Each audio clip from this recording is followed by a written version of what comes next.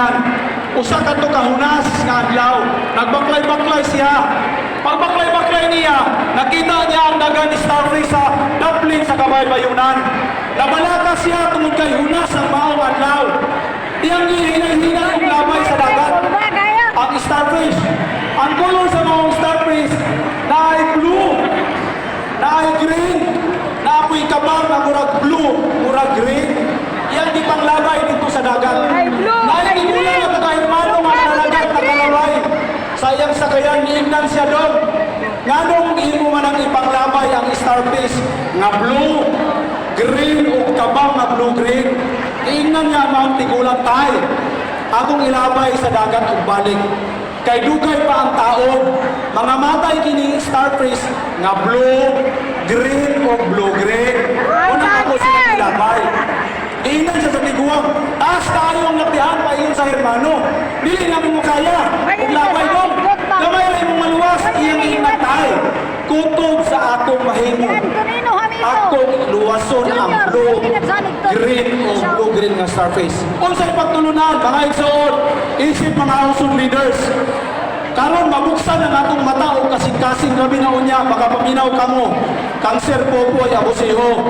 Ang atong obligasyon isip mga nag-uban sa bando baligasag nun, atong luwason atong mga igsoon na murag starfish nga blue o starfish nga blue-green. Uban sa atong bando. Kaya ang tinuray nga bando nga naay pagpakabana o tiunay nga serbisyo sa lungsod sa Balingasag. Walay lain ang bando, barok Balingasag nun lang walay lain. Busa mga igsuon, ako isipan ko sa politika.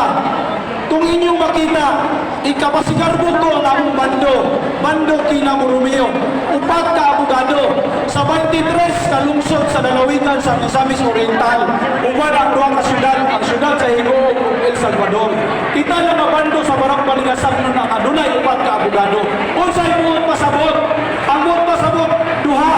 Una, ang Balingasag nun, ibalik-balik ni Mayorkina, wala kita bintay ni bisan gamay sa bisan kinsa nga kaliwat.